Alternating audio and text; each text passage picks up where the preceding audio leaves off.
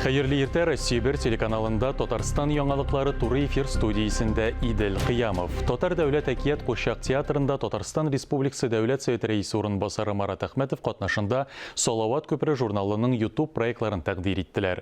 Татмедиа акционеры җәмгыяте Татарстан президенты каршындагы татар телен саклау һәм үстерү мәсьәләләре комиссиясе ярдәме белән Татмедиа Junior проектын тормышка ашыра. Максатлары үсеп килүче буынны ана телебезгә өйрәтү, проект кысаларында балалар өчен YouTube каналда татар телендә төрле аудитория өчен видеолар һәм мультимедиа проектлар әзерләнә. Хәзер татар телендә шундый 10ннан артык проект эшли. Бәйрәмне күңелле Әлифба проекты геройлары Камал театр артисты Алмаз Гәрәев, кызы Зүбәйдә һәм әкият геройлары белән бергәләп алып барды. Кунаклар салаватиклар белән күңел ачты.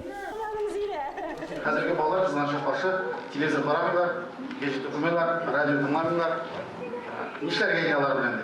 Һәм тәкъдим иттем, әгәр сез мөмкинлек булса, булыштагыз, без хәзерге балалар өчен татар телендә, интернетта, YouTube'та, социаль челтәрләрдә татар мөхитен булырга кирәк дигән тәкъдим белән чыктым. Безнең телебез бик матур.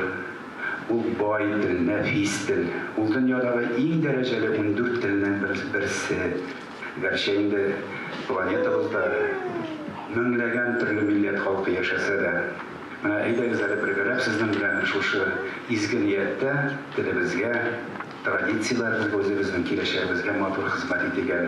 Безнең киләчәгебез менә бу балалар һәм без инде аларга төрле чаралар белән аларның күңеленә үтеп тә керерлек һәм күңеленә сеңеп тә калырлык һәм ömür буе үзенең күңелендә шушы рухны йөртерлек. Без аларга матур тапшырулар, әйтемнәр, биремнәр, әдәбият, башка сәнгать әсәрләре белән аларны көн сайын тәэмин итеп тулыландырып торырга тиеш булабыз.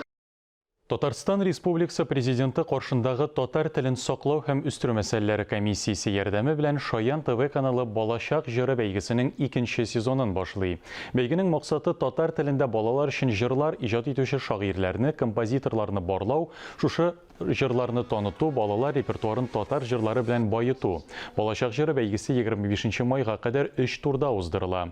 Җиңүченең җырына профессиональ аранжировка ясалып, клип төшереләчәк. Бәйгедә 18 яшьтән өлкәнрәк кешеләр катнаша ала. Гаризалар 30 апрельгә кадәр кабул ителә. Тулырак мәгълүмат shayantv.ru сайтында һәм каналның рәсми аккаунтларында. Татар халкында атта узышу иң мавыктыргыч традиция булса, кайбер көнчыгыш халыкларында әтәчләр сугыштыру бик популяр. Моннан 10 ел элек Кыргызстаннан Әлмәткә яшәргә килеп төпләнгән Аммор Әбделхәмитов та токымлы әтәчләр үрчетүгә алынган. Менә 4 ел инде токымлы әтәчләр кояш чыкканчы ук бер-берсен уздыра кычкырышып хуҗаларын йокыдан уяталар. Сугышчы әтәчләрне үстерү, асрау өчен аерым осталык кирәк. Алар кызу канлы, тиктормас, бер-берсе белән әүмәкләшеп сугышырга гына торалар. Әтәчләрне махсус ризыклар берничә төрдәге шикәвек белән тукландыралар. Кышлар сарае фитнес залына охшаш. Әтәчләргә төрле хәрәкәтләр ясап чыныгу мөмкинлекләре тудырылган. Хәзер хуҗалары аларны бөгелмәдә узачак ярышларга әзерли. Әтәчләрне сугыштыру закон регламенты буенча тыелмаган. Безнең телерадиокомпаниянең балалар рәсем ясый проекты дәвам итә. Без аны Мәгариф һәм фән министрлыгы, Бердәм Россия партиясе, Республика ЮХИДИ идарәсе һәм юл хәрәкәте милеге дәүләт бюджет учреждениесе белән бергә үткәрәбез. Быелгы конкурсның темалары фән һәм технологияләр, туган телләр һәм халыклар бердәмлеге елы, имин юллар һәм табибларга рәхмәт сүзе. Тәтеш районыннан чираттагы репортаж. Советлар Союзы герое Павел Ханжин исемендәге беренче мәктәп коллективы данлыклы чыгарылыш укучылары белән хаклы рәвештә горурлана. Мәктәп музееннан кешеләр өзелми, укучылар күп кенә патриотик фестивальләрдә җиңүчеләр. Балалар рәсем ясый конкурсында да катнашучылар күп. Һәр тема ватанга, безнең ишер каһарманнарына багышланган. Я выбрала тему «Спасибо врачам», потому что врачи сейчас в пандемию нам очень сильно помогают. Россиядә фән һәм технологияләр юлында балалар галимнәргә рәхмәтләрен белдерә. Алар коронавирус йогышына каршы төрле вакцина әзерләүдә булышты. Кайбер балалар куркынычсыз юллар темасын сайлаган. Бу да көнүзәк проблема булып тора. Я рисую, потому что на дорогах нужно себя вести аккуратно, безопасно. Туган телләр һәм халыклар бердәмлеге елында күп милләтле район тормышы якты, ачык төсләрдә чагылыш тапты. Руслар, татарлар, чуашлар, мордвалар һәр вакыт бәйрәмнәрне бергә үткәрә. Балалар бу хакта әти-әниләреннән ишетеп, үзләре күреп тә белә, хәзер рәсемнәрдә сурәтли. Все люди разных национальностей должны уважать друг друга и жить мирно. Тәтешнең беренче мәктәбендә һәр вакыт беренче булырга омтылалар. Әле яңарак кына интеллектуаль дәресләр өчен шахмат зонасында барырга килде. Тәнәфестә яки дәрестән соң шахмат уйнарга була. Балалар рәсемләсе 15-нче республика конкурсында да призы урыннарга исәп тоталар. Исегезгә төшерәбез. Конкурска июнь башына кадәр районнарда йыгмак ясала. Җиңүчеләрнең исемнәрен Казанда 12 июньдә Россия көнендә игълан итәчәкләр. Фарис Мөхәммәтов, Дмитрий Второв, Ленар Хәбибуллин, Илдар Сафиуллин, Татарстан яңалыклары, Тәтеш. Шушы көннәрдә Төрки халыкларының 15-нче Нәврүз халыкара театр фестиваленә багышланган матбугат конференциясе булды.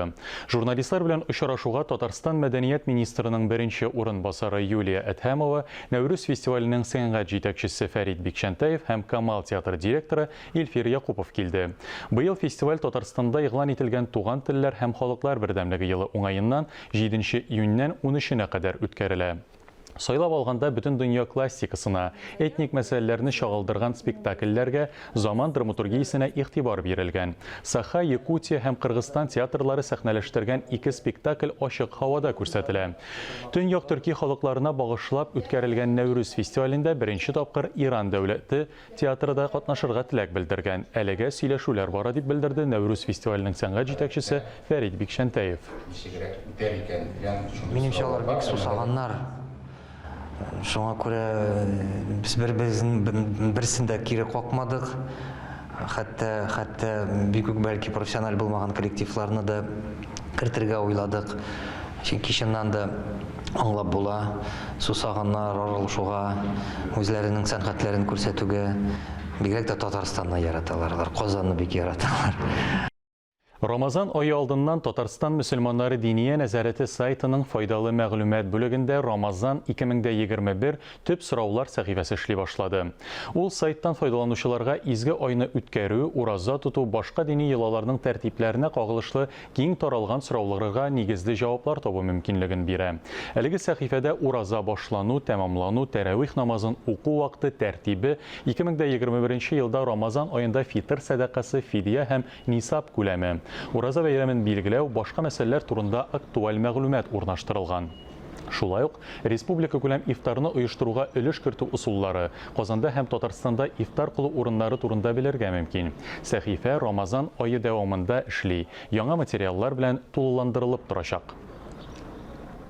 Татарстан мөселманнары Диния нәзарәте 9-нчы республика ифтарында катнашу өчен волонтерлар җыю турында игълан итә. Республика ифтары 7 майда Казан Экспо халыкара күргәзмәләр үзәгендә узарга тиеш.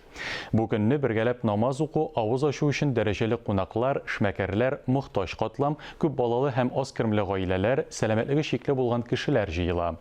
Ифтар кунакларын каршы алу, җәмәгать намазын укуны оештыру, ашамлыкларны өләшү өчен 14 яшьтән 75 яшькә кадәр булган меңләп волонтер җәлеп итү күздә тотыла.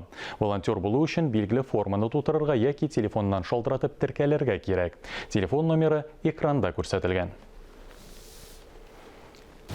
Әлеге сәгатькә шундый яңалыклар иде. Мин Идел Кыямов бүгенгә сезнең белән саубуллашам. Ял көннәре күңелле һәм файдалы үтсен. Исән-имин булыгыз.